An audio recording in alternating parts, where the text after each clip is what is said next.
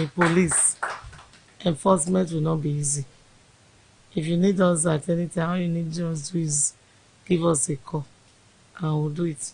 But the only thing is that give us notice. Don't just say, no. You know, sometimes you say, but if it's an emergency, that's a different ballgame. If it's an emergency, you can call us, no. But if it's something that has timing, programming, give us time so that we'll make adequate arrangement for you. Honorable Barrister Otumba Oladele Bankole Balogun, the Executive Chairman, Edo Internal Revenue Service, and other members of the board had earlier visited the office of the Director, Department of State Security Service, where he solicited collaboration and support of the DSS office for the operations and activities of the Edo Internal Revenue Service. Best Orator reporting for BeeTv News. The ongoing building construction of Ekiosan Market is recording appreciable progress. BeeTv News' Glorious Isirame reports that site workers were on ground working as traders expressed joy on the market construction and sued for quick completion. The report. Because the market women, maybe they are complaining, you know how women is. But now the work is in thick progress. The ongoing reconstruction of Ekiosa Market commenced around last year quarter before the current government administration stepped into office. Many said the work was initially on hold for a while till it was taken up again in December. The project gave off a view of active progress, seeing that foundations are already laid and a building already being constructed at the site. Wow, actually this government, they are really trying. Since the beginning of this year, everything is working very fine. And by God's grace, by the end of this, let's just say by the end of this year, everything will put in place. Immediately they're handing over to the new government, the work just commenced immediately. Some workers said work has resumed in full swing at the site due to the support by the state government. 2 engineers and 1 of the site coordinator gave detailed account of the project and how much of a benefit it would be to both the traders and the Edo State society at large. Yeah, it was when he entered. That's when some people started, because these people, especially those people now, they started before we came. So they have been doing it. That means they are there. It was when they now settle everything, you know, it was due to different kind of contractor working here. So when they settle you, you start your own. When they settle you, you start your own. They can't just call you and settle you all, because you have to do check and balance before you do everything. But as everything works, they have started. As you can see now, they removed the board. They were waiting for the casting to come. These people were working, but I don't know their agreement because here is different. But in the next 1 month, I can just say you guys can just come back, and you see. You see that you say this boy they lie. Yes, now we are all Nigerian. We don't need to pamper any government again. But the government is trying. Look at the market. I think these markets are here before. These people are here before. Look at where they are now. But opening this place is a modern market. So it will add to the number one, it will add to the economy of the state. Here you get, because in the sense that after this market, I think they will rent it out. So there will be some stores, they will rent the stores out. So it will serve as source of income. Then the market people will also benefit from it because it's not a private sector. The traders are hopeful for the completion of the project. They are eager to evacuate the discomforting road corners and to move in to the new market site at completion. Yes, the government is trying.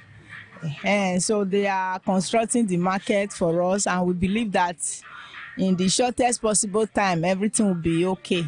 And all of us can move into the market. So I'm very happy. But what I will say is that the market should be built faster, because we the traders, we have been on the street for so long. So the government, they are trying, but they should just make more effort and make sure the market should be completed and we will move in so that we will not be stranded again. Residents and traders are filled with joy as the Ekiosa market is taking a new shape. Glorious Isiramen reporting for BeeTv News. As part of efforts to eradicate irregular migration in Edo State, The International Organization for Migration, IOM, has strengthened its collaboration with Governor Monday Okpebholo and the Edo State Migration Agency, EDMAN, by boosting the capacity of the state with the necessary support to combat irregular migration in the state. The Chief of Mission, International Organization for Migration, Paola Pace, made the remark during a courtesy visit to the office of the Edo State Migration Agency in Benin City, Edo State. BeeTv News Best Orator has the details.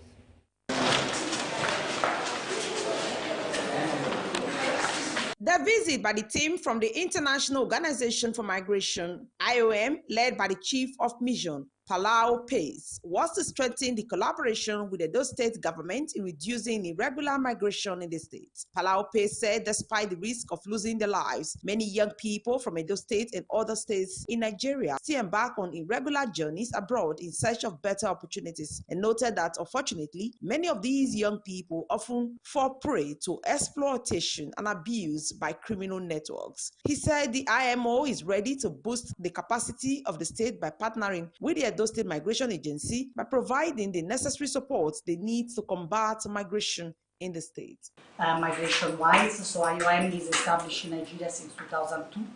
We have a major office in Abuja, but then we have also sub-offices in Edo State, in Lagos, and then in the north of Nigeria, north central Benue, but also in the northeast, both in Adamawa and Borno, so in Yola and Maiduguri, as well in Katsina in the northwest. So, and we are also in discussion potentially to look at opportunities to expand a bit in Kano, considering the number of people in vulnerable situation in that state. But for us, Edo is a very critical partner. We have always worked very well with the Edo State, so I'm very happy to see you. That's my third time in Edo. Yes. And last time I came to the JED's agency, so I want to congratulate you for your appointment as Director General. So I'm really looking forward to working together.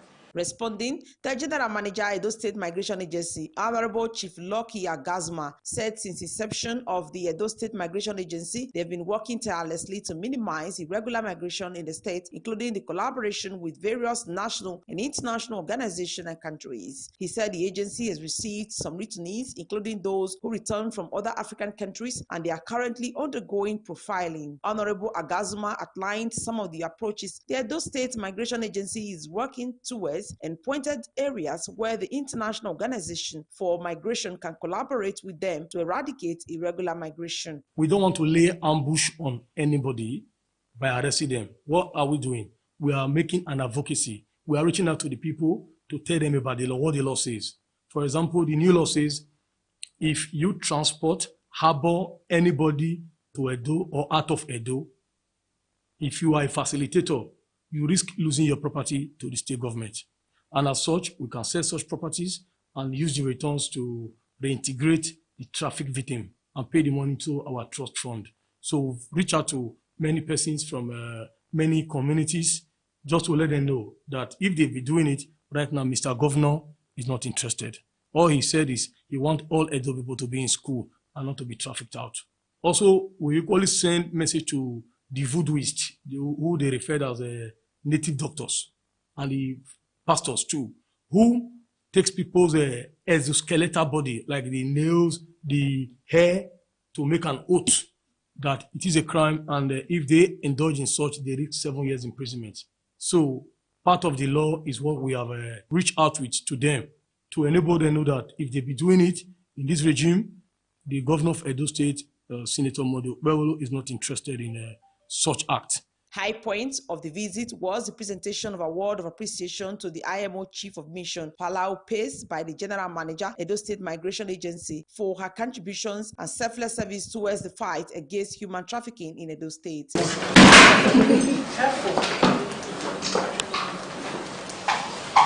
Thereafter, Honorable Chief Lucky Agazma took the Chief of Mission, Palau Pace, Head of Office, Ashad Kam, and other members of the International Organization for Migration on a tour inspection around the Edo State Migration Agency facility. But now in theory I'm not traveling anytime soon, so you should... yes, you are told me.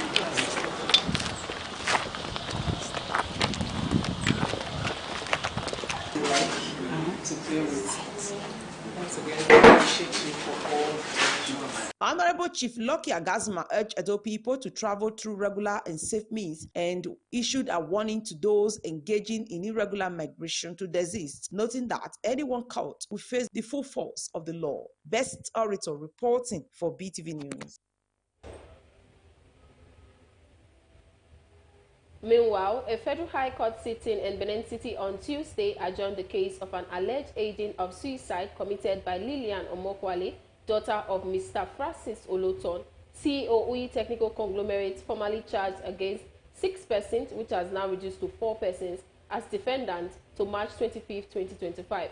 BeeTv News Osarogi Agwebo reports that the adjournment followed the preliminary objection motion filed by the counsel to the first defendant, Jessica Iguadalo. The report.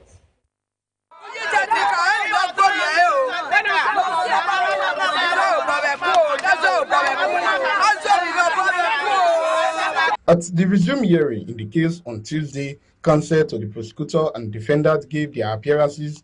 The second, third, and fourth defendants were present in court, while the first defendant, Jessica Iguodala, was absent. Counsel to the prosecutor, P.O. Odion, pleaded with the court to withdraw the charge dated January 23, 2024, and relied on the charge dated 15th day of July 2024. Counsel to the defendant agreed to the withdrawal of the first charge, but seek that the prosecutor provide them. They have liaised with the Interpol Asset Nigeria to execute the warrant against the first defendant. Counsel to the first defendant, Dele Igbinedion, objected to the warrant application filed by the counsel to the prosecutor, stating that his duty as the counsel is to represent his client since he is outside the country as he is currently based in Germany. Dele Igbinedion informed the court about a motion filed to object the charge brought by the prosecutor against his client and seek for adjournment for preliminary objection on the case. Counsel for the prosecutor, P.O. Odion, objected against the application for a motion of preliminary objection filed by the counsel to the defendant, stating that the notice of preliminary objection by the defendant is premature as the first defendant has not pleaded the charge against her before the court. Meanwhile, the presiding judge, S.N. Shaibu, after hearing from both parties, adjourned the hearing to March 25, 2025, for both parties to argue the preliminary objection filed by the defendant. Speaking with journalists after the adjournment of the hearing,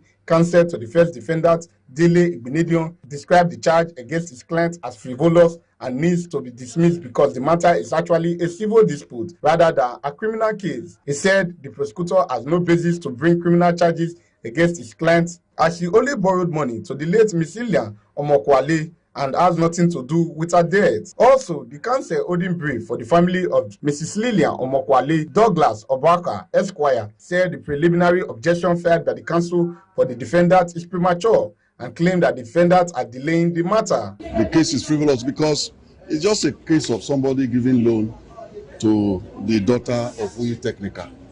She collected loan, she refused to pay back before she committed suicide. Now they are charging my client who lives in Germany that she's the one that assisted her to commit suicide in Nigeria.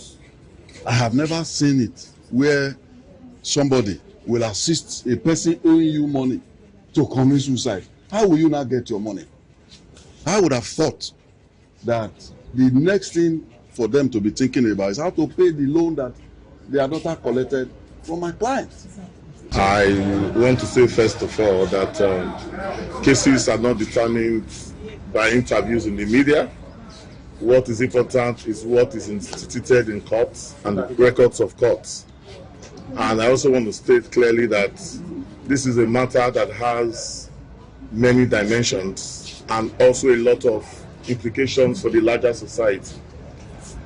As we speak, the court has given an adjournment in this matter for parties to argue a notice of preliminary objection, which in our estimation is premature, following section 3964 of the Administration of Criminal Justice Act of Nigeria, which states that before you can raise a notice of preliminary objection, the defendant must take plea.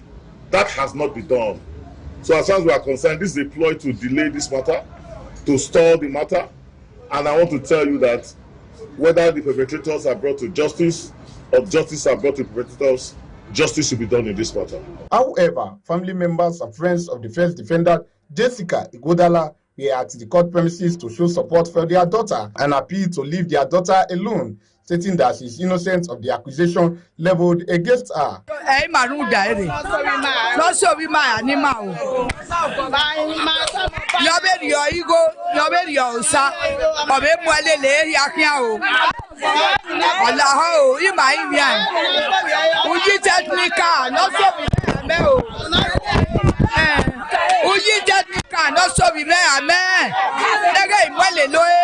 Osarogi Agwebo reporting for BeeTv News. A prominent social-political organization also with the Niger Delta region, the Niger Delta Forum, has commended President Tinubu for appointing Samuel Ogbuku as Managing Director and Chief Executive Officer of the Delta Development Commission. They also acknowledged Samuel Ogbuku for the significant development his administration has brought to the region. The PANDEP chairman, Ambassador Bolade Igali, called on governors and traditional institutions in the region to complement the efforts of the NDDC in human and infrastructural development in the Niger Delta. BeeTv News' Osarogi Agbobo has the details. President Bola Tinubu's desire is for a total transformation of the Niger Delta region following years of neglect due to poor administration of the Regional Development Commission. Now, the NDDC has embarked on several projects that have already impacted the people, particularly those in rural communities. All of this critical infrastructure development is what the leadership of PANDEV has commended and thanked President Bola Tinubu for paying close attention to the growth and economic viability of the region. There's a change, visible change, that we can see all over the region. The NDDC under you has demonstrated exceptional leadership and commitment to development, including the completion of numerous high-impact projects, such as roads, bridges, and buildings. These, I must say, have significantly improved the livelihood of our people, and the intervention projects in particular. Already 5 local governments in the Southern Senatorial District of those states now have access to form an upgrade initiative of the NDDC. When we came in, we said we have to move from transaction to transformation. Thank you for your endorsement, and that is why we are not going to fail you. So your comment is also an opportunity for us to give account of what we are doing here. Because for us as a management and board, we believe in accountability and probity and transparency. Through this power project, the Commission is providing clean and sustainable energy and also enhancing the transition from fossil fuel to renewable energy by meeting the energy needs of more communities in the 9 Niger Delta states. Osarogi Agwebo reporting for BeeTv News. Governor Hian Seat Alia of Benue State has charged the leadership of the Christian Association of Nigeria to join active politics in order to bring about the much-needed change in governance.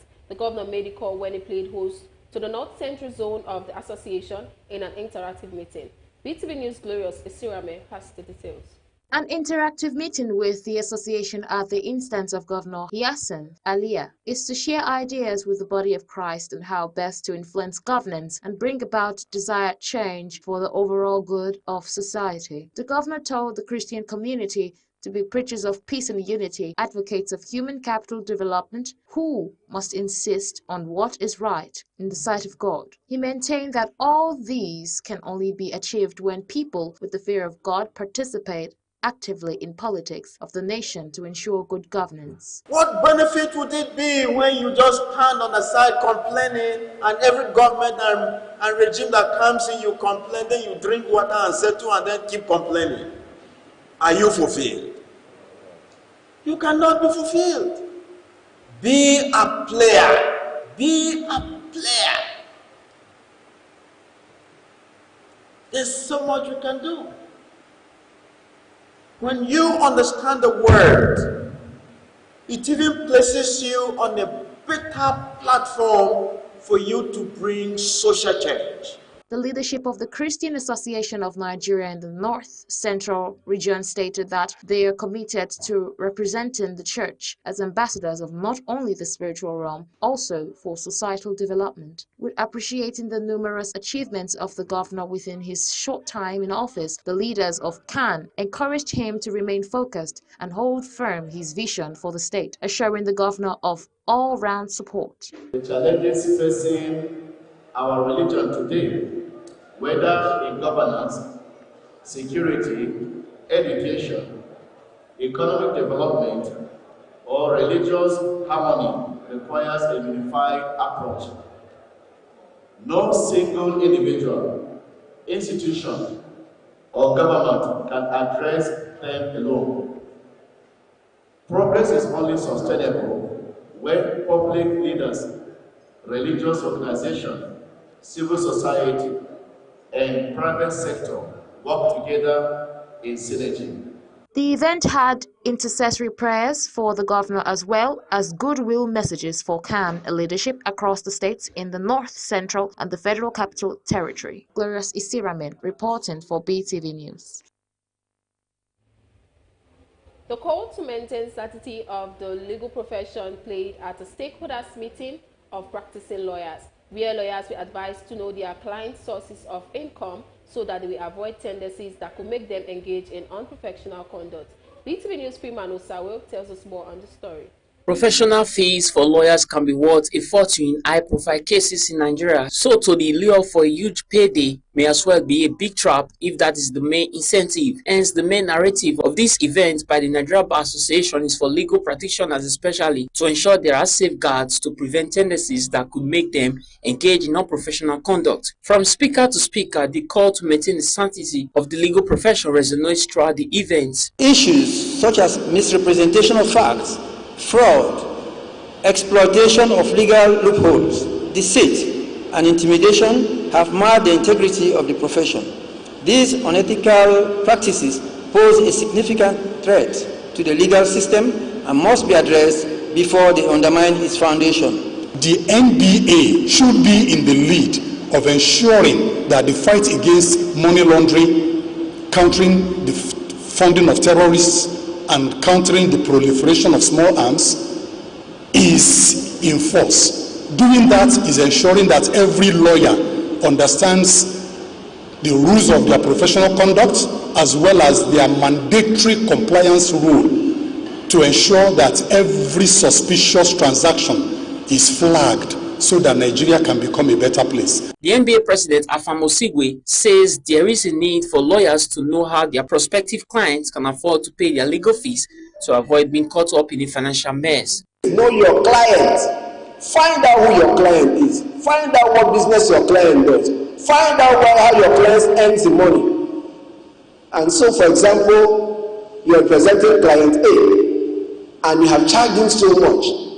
And from the nature of his business, he can't pay so much, but he pays 100%. And tomorrow, money comes from ABC Limited. Tomorrow, money comes from Afamo Sigwe. It comes from a child. And no explanation is given to show why these unconnected individuals are making payment for him. Meanwhile, the NBA says there is a plan to amend its rule books such that investigation of professional or ethical misconduct bordering on money laundering will no longer be based solely on petitions. Our rules don't allow non-petition based investigation generally. Somebody must be a petitioner or complainant, and that's one of the things we are trying to reform now, to set up a committee that can investigate proactively without receiving a petition once they hear about it. It's one of the changes that the bar wishes to have as soon as possible. The organizers of the event hope that thousands of lawyers in Nigeria will buy to the recommendation that will result from the two-day event intended to address professional misconduct. Freeman Osawe reporting for BeeTv News. And now to the business world. China on Tuesday, in a retaliatory move, slammed the president Donald Trump-led United States with a 15% tariff on coal and liquefied natural gas. The development has sparked a fresh trade war between the two powerful countries, the US and China. Meanwhile, at the black market, the naira remained unchanged at the 1,610 naira per dollar mark on Monday, the same exchange rate as at the end of last week. BeeTv News Glorious Isirame has details of this and more from the business world.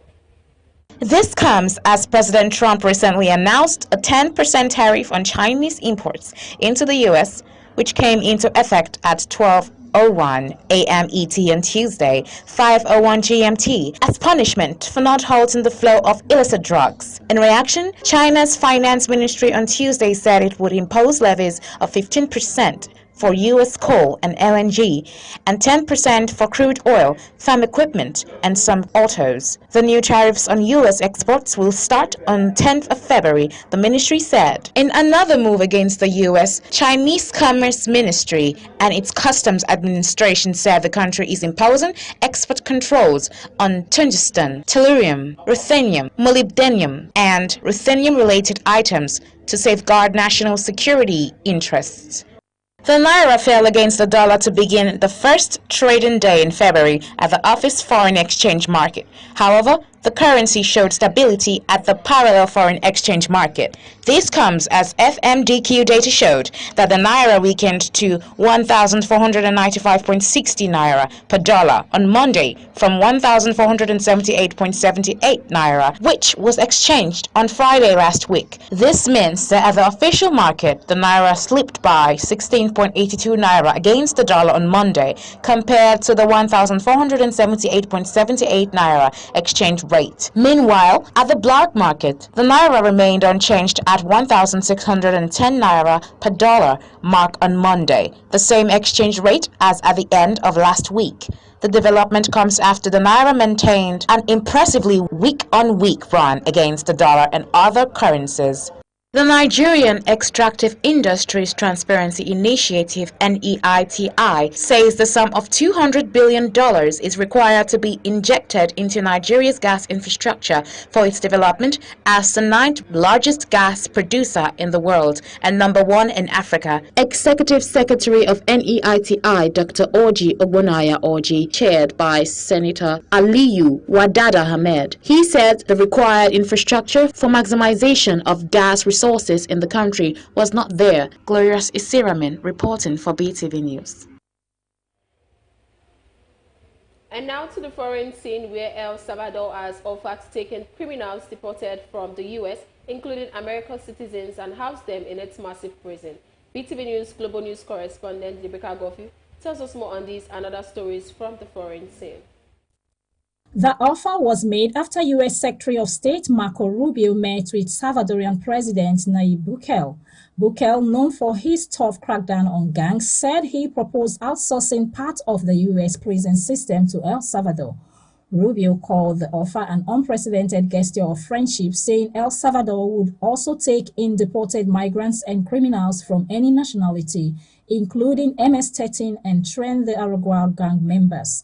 Bukele later confirmed on social media that El Salvador would accept only convicted criminals in exchange for a fee, which he said would be affordable for the U.S. but help sustain the country's prison system. Meanwhile, in response to U.S. imposed 10% tariff on all Chinese imports, which took effect early Tuesday, China has announced new tariffs on some American goods set to begin on Monday. Chinese tariffs include a 15% tax on U.S. coal and liquefied natural gas, along with a 10% tax on crude oil, agricultural machinery, pickup trucks, and some sport cars, whereas planned U.S. tariffs of 25% on Canadian and Mexican goods have been postponed after last-minute discussions. President Trump says the tariffs are aimed at addressing trade deficits and stopping the flow of fentanyl into the U.S.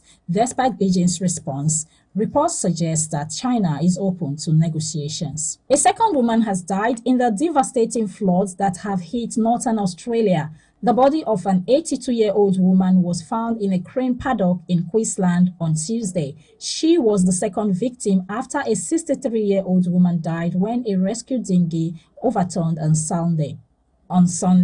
Since Saturday, the region has been overwhelmed by nearly 2 meters of rain. By Tuesday, conditions have begun to improve, but Queensland Premier David Christopher warned that the disaster was still a major challenge. And lastly, on global news, thousands of people are leaving the Greek island of Santorini due to ongoing seismic activity. Since Sunday, about 6,000 residents have left by ferry, with emergency flights also arranged. More than 300 earthquakes have been recorded in the last 48 hours, with some as strong as magnitude 4.7. Experts warn that the tremors could continue for weeks. Authorities have closed schools for the week and advised against large gatherings. Santorini, a major tourist destination, is mostly empty now as February is not a peak season. And that's it on the Global News segment for tonight. Thanks very much for watching. I am Rebecca Goffey.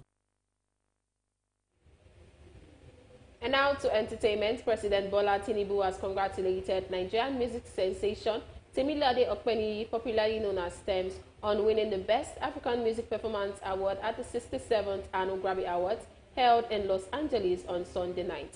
The report.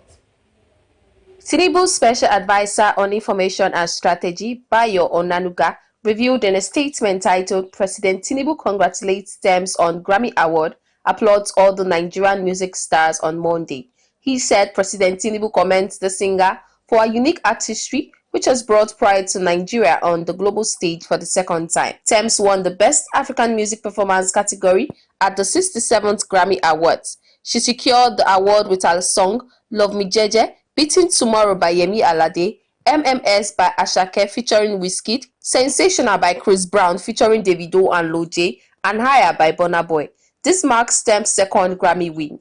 The president celebrated the rise of a new generation of young and multi-talented Nigerian musical artists who have propelled Afrobeats to international prominence, projecting the country's reputation and a powerhouse of musical innovation, creativity, and cultural influence. Tinubu congratulated all the Nigerian artists nominated for this year's Grammy Award: Yemi Alade, Asake, Wizkid, Lojay, Davido, and Burna Boy. He described them as patriots, thanking them for putting Nigeria on the global map of great achievers in the music industry and for showcasing the country's creative excellence. Nigerian music sensation Oyinka Sola Sarah Aderi-Bigbe, widely known as Arya Star, has made history as the first Nigerian female artist to receive a Recording Industry Association of America (RIAA) Diamond certification.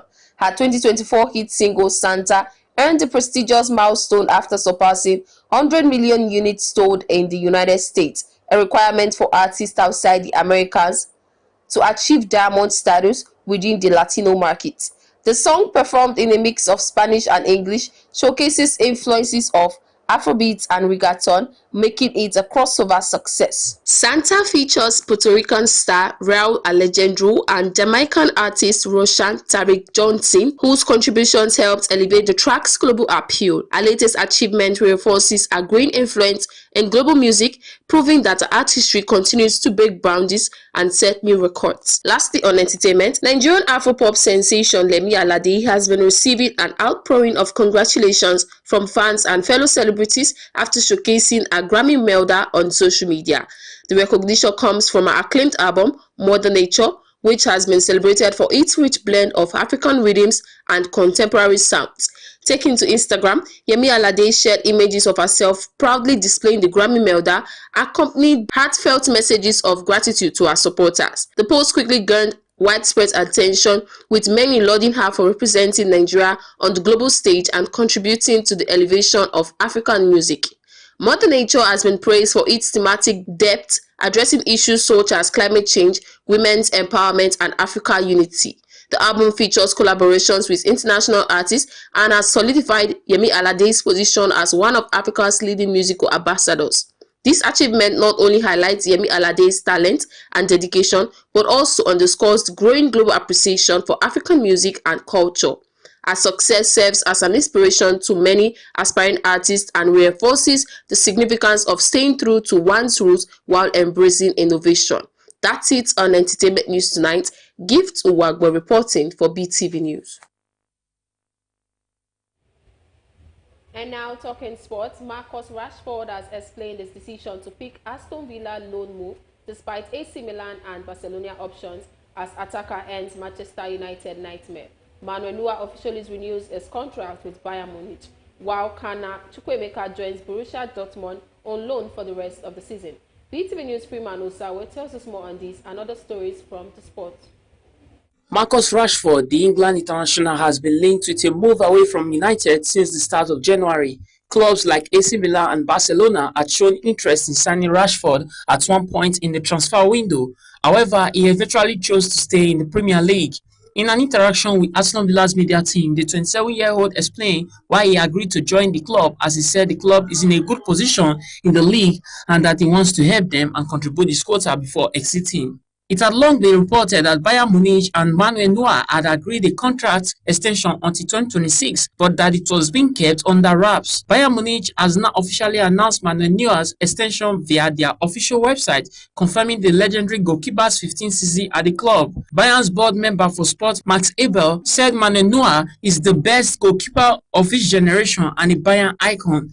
He described him as an absolute role model both off and off the pitch. Bayern sporting director Christoph Freund added that Manuel Neuer has been setting the bar for goalkeeping for over a decade, saying he is a big figure at Bayern. Neuer will look to add to his impressive haul of 11 Bundesliga titles, 6 DFB Pokals and 2 Champions League titles in his remaining 18 months at the club. Kani Chukwuemeka has joined Borussia Dortmund on loan for the rest of the season. Chukwuemeka has struggled for game time at Stamford Bridge this season, making only 5 appearances across all competitions. Only one of those was from the start away to Kazakhstan side Astana in the Conference League. The 21-year-old joined Chelsea in a €20 million switch from Aston Villa in 2022 and threatened a significant breakthrough at the start of last season.